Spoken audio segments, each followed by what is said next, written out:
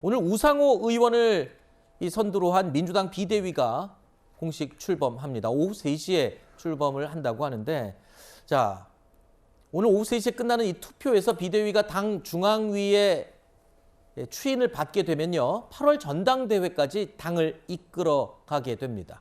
새 지도부가 공식적으로 출발을 하게 되는 겁니다.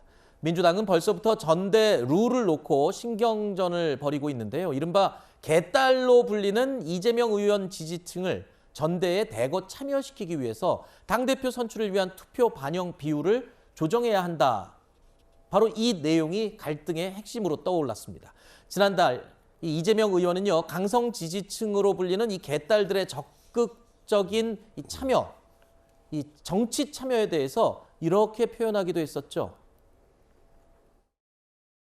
우리 개딸 양아들님, 개이모님, 개삼촌, 심지어 개할머니까지 이렇게 많이 함께 해주셔서 정말로 큰 힘이 나지만, 그 과정에서 정말 소수의 행동이 정말로 실천이 정말로 중요하다, 그 생각을 했어요.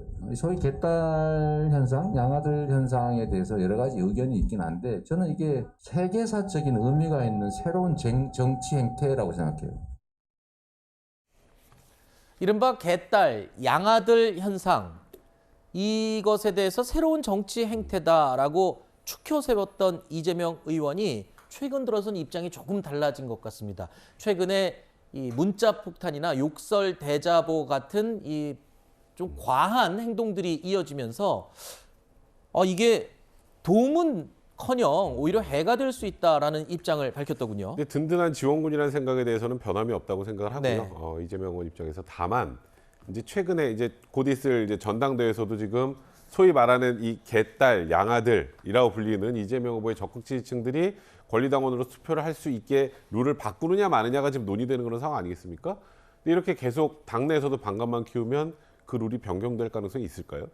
그런 것들까지 종합을 한다면 지금 현재 소위 강성지층의 문자 폭탄이나 최근에 홍영표 의원 그 사무실에다가 붙여놨던 그 뭐 양념당했다 뭐 이런 표현까지 민주당에서 지금 나오는 용어가 너무 많아서 저도 막 헷갈리는데, 이제 그런 것들이 결국은 당내에서까지 반감을 키운단 말이죠. 네. 그러면 결국 이재명 의원이 향후에 차기 대선까지 고려를 한다면 네. 당내에서 입지가 오히려 강성 지지층 때문에 줄어들 수도 있는 그런 상황이기 때문에 네. 지금 시점에서는 활동을 독려하는 것보단 지금 이런 정도의 과한 행동은 그만두는 게 맞다는 메시지를 내는 게 더 네. 도움이 된다고 판단하신 것 같습니다. 자, 그런데 이제 이재명 의원이 이렇게 직접 나서서 자제를 요청을 했습니다. 근데 이것 때문인지 아닌지 뭐 직접 연관성은 제가 잘 모르겠습니다만, 이 홍영표 의원실 앞에 3m짜리 욕설 대자보를 붙였던 이른바 그 개딸, 그 당사자가, 장본인이 지금 홍 의원을 찾아와서 사과까지 했다면서요. 꽃다발까지 들고 와서 정중하게 사과했다는 얘기가 들리던데요. 네, 이 사건 자체는 이례적이라고 볼 수 있겠고요. 네. 그리고 그 전에 김남국 의원이 SNS를 통해서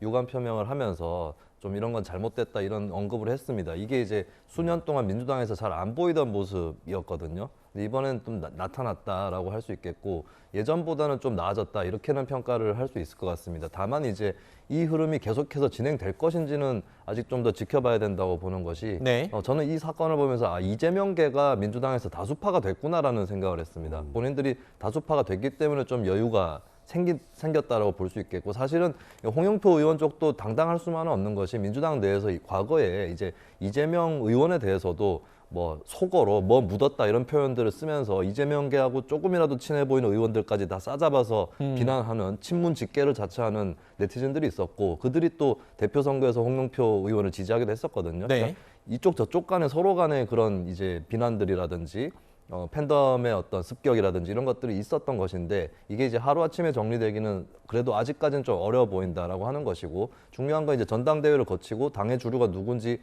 판가름 나고 난 다음에 이런 문화가 어떻게 될 건지 이걸 좀 지켜봐야 될 것 같습니다. 알겠습니다.